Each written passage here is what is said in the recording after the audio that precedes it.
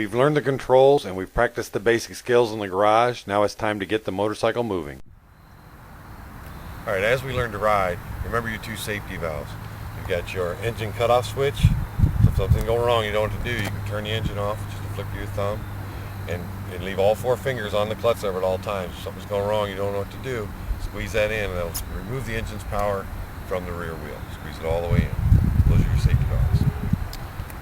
And then don't leave any fingers on the front brake. We're just going to wrap all four fingers around the throttle. Unless we're stopping, then we're using all four fingers on the brake pedal.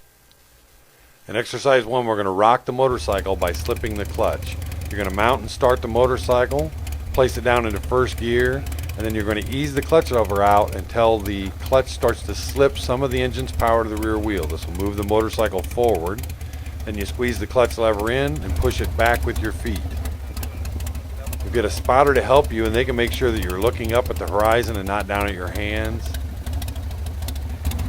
This is also a good time to practice putting the motorcycle in neutral. So you can rock back and forth a few times, find neutral, go back to first gear, rock back and forth a few times. Do this over and over again until you're comfortable with the clutch.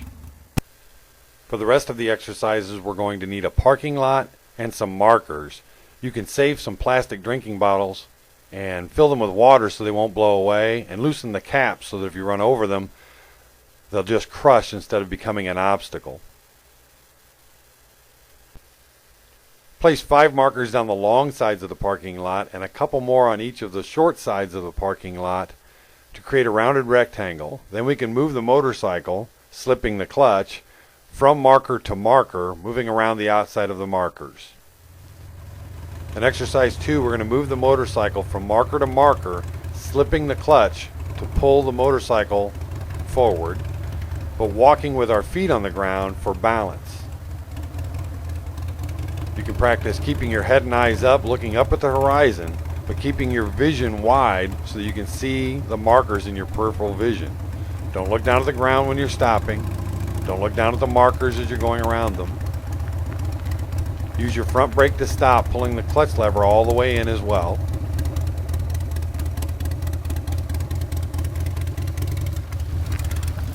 Do not push the motorcycle with your feet.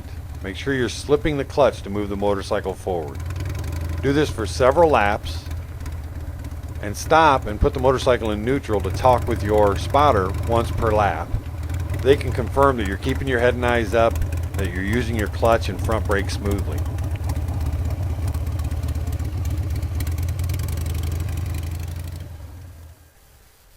In exercise 3, starting and stopping, we're going to take the same path as exercise 2, but this time we're going to ride the motorcycle from marker to marker instead of walking along with it. Now we're also going to open the throttle a little bit as we slip the clutch to add power. Once the motorcycle gets moving, we're going to put our feet on the foot pegs, squeeze the tank with our knees. And now when we come to a stop, we not only pull in the clutch and apply the front brake, but we're also applying the rear brake to stop. Practice putting your left foot down to the ground first so that you can continue braking with the rear brake. Over and over again, start, stop, start, stop, start, stop. Keep your head and eyes up on the horizon. Use your peripheral vision to see the markers. Don't look down even when you're stopping.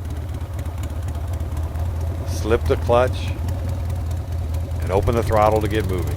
Over and over again. In exercise 4, riding the motorcycle from point to point, we're not going to stop at every marker, but only at the 4 corners. This will give us a chance to get our speed up on the long straights before we stop and around the corners before we stop. Slip the clutch and open the throttle to get moving. Once you're moving, put your feet on the foot peg, squeeze the tank with your knees, keep your head and eyes up. Hold that throttle steady. The faster you go, the easier it is to balance. Position your spotter at the end of one of the long straights and then maybe stop once per lap to talk to them. Make sure that your eyes are up. Make sure your knees are against the tank. Make sure it looks like you're slipping the clutch to get moving. Make sure you're going fast enough to balance yourself. They can see all this for you and help you. Over and over and over until you feel comfortable starting and stopping and going faster on the straightaways. In exercise 5, getting your speed up, we're going to ride complete laps without stopping.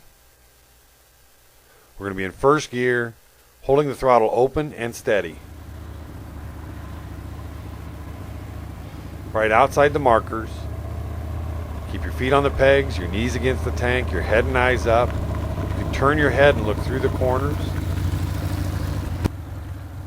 But we want that throttle steady and those knees against the tank. For safety reasons, I want 4 fingers on the clutch lever even though we're not using the clutch. But I don't want any fingers on the front brake lever. Wrap those around the throttle. You can stop every few laps and talk with your spotter. They can point out what you're doing right, what you can work on. Do this over and over and over again until you're comfortable holding that throttle open. You could easily spend 20 minutes or longer on each of these exercises. Don't skip any exercises and don't move on until you've got the skill mastered. It's very important to the building block process of learning that we learn these skills in order and completely before we start tacking other things on. It's going to get better. Stick with us. And don't forget to click to subscribe and to click to buy your Car Suck gear.